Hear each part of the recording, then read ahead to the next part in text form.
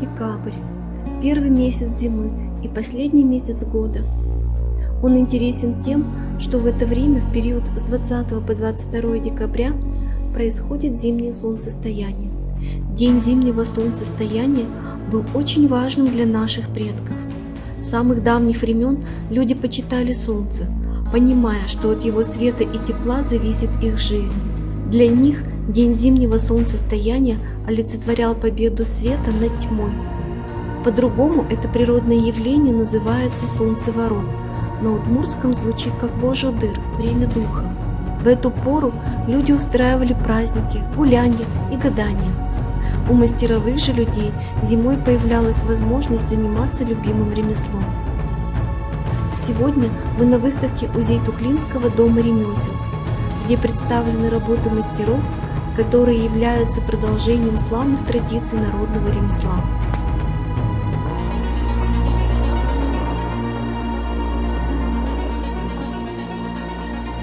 На выставке представлены изделия декоративно-прикладного искусства разных направлений. Это узорное ткачество,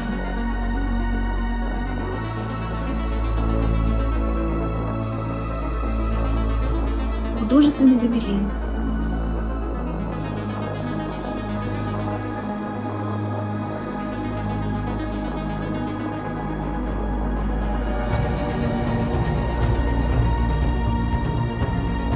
лоскутное шитье,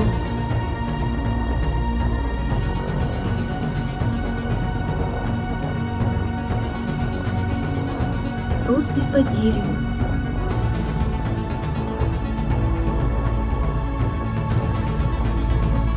художественная обработка бересты,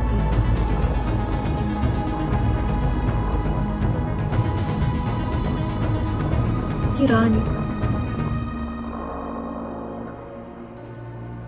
резьба по дереву,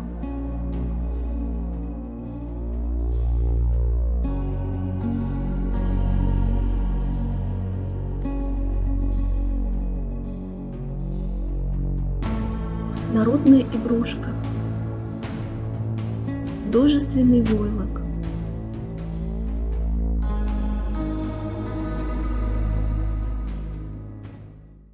Нынче мы справляем 25 лет, как раз буквально завтра вот у нас юбилейное, скажем, событие, мероприятие, посвященное юбилею нашего дома ремесел, 25-летию творческой деятельности, презентация книги альбома «Возрожденное ремесла рода Тупля», и куда вас тоже приглашаю присоединиться. Это будет в историческом отделе нашего музея Увинского районного. Приглашены чиновники, значит, из республики и, конечно, с района. Но в связи с пандемией, конечно, широкое вот такое не будет, широкое мероприятие, но тем не менее мы это обозначим, потому что 25 лет – это четверть века, это время становления. И итог нашей работы как раз отражен в нашей книге. Вот. Ну и, конечно, следующий шаг перевода вот нас в другую сферу – это совершенно непонятное явление, поэтому вот такая жирная черта, хорошая черта, подведенная вот у нас за 25 лет работы, где мы на самом деле это до высокого уровня дошли, да. Ну, кто как может говорить, но тем не менее я это прекрасно понимаю, знаю, потому что наши работы выставлялись и в Финляндии, и по всей России прокатились, ездили, демонстрировали на всяких фестивалях, конкурсах международных и прочее. У нас они проводились, независимо от того, что мы в деревне находимся, да, но тем не менее вот международные такие вот фестивали Кросна и другие проводились, и я один из инициаторов по проведению организации парковой скульптуры в развитии парковой скульптуры нашей республики. Поэтому у нас и в Уве проводились 3 раза, вот, начиная с республиканских и первым международным фестивалем, конкурсом вот, по деревянной скульптуре.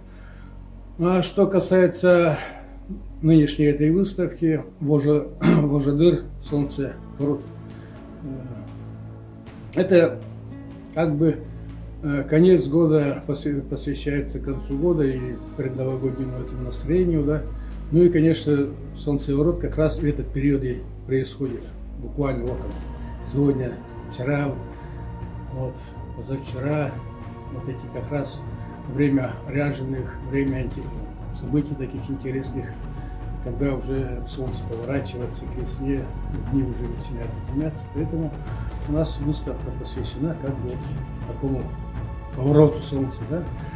Ну и там и есть маски выставлены интересные, ну и другие предметы, которые отвечают вот, как бы к новогоднему такому состоянию и солнцевороту. Ну и каждое изделие, но все равно тем или иным способом привязано к народному верованию, обычаям, традициям. Вот. И нам главное сейчас сохранить тот маркер, взятый при Рабхате Каримове, когда мы на самом деле занимались очень плотно по развитию народного искусства с пониманием глубинных истоков. Вот. Если мы это сохраним, то, я думаю, мы выживем. Если не сохраним, то я не вижу просто дальнейшего уже развития нашей сферы, потому что если даже и туризм смотреть, туризм через призму туризма, наша деятельность, конечно, она очень интересна, в первую очередь, для туристов, да? Поскольку любой турист, если человек культурный, умом обладающий человек, он обязательно должен познать культуру народа, да? И мы как раз занимаемся вот той культурой, то есть мы являемся одним из кодов, культурных кодов.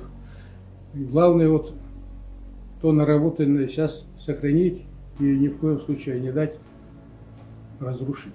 Вот это наша мольба, наша просьба, и мы вообще во все глотки говорим, все директора и все мастера. Если это сохранится, ну, слава Богу. Если нет, то уж, вот я не знаю. Ну, в любом случае, это уже не наша вина будет, потому что мы как смогли, пытались засекить наши народные промыслы, наши художественные ремесла. Вот.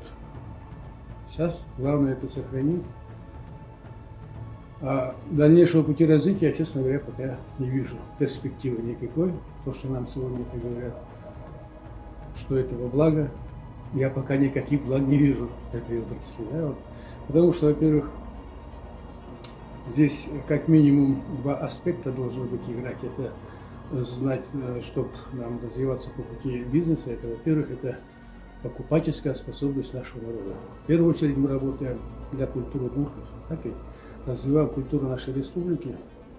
Поэтому, если мы включать будем заработную плату туда, стоимость изделия, эта цена вырастет в разы, может быть, некоторые вещи. И некоторые вот монументальные вещи, которые вот на самом деле являются достоянием республики, как минимум, да, они вряд ли найдут свое дальнейшее развитие. К сожалению, пока вот такой печальный итог только могу сказать.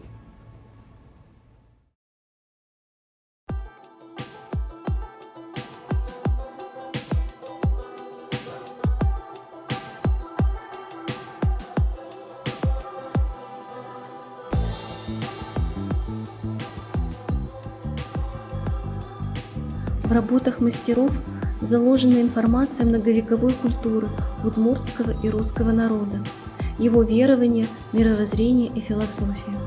Благодаря этому изделия прикладного искусства приобретают особый сакральный смысл, обогащенный теплом и энергией рук мастера-художника.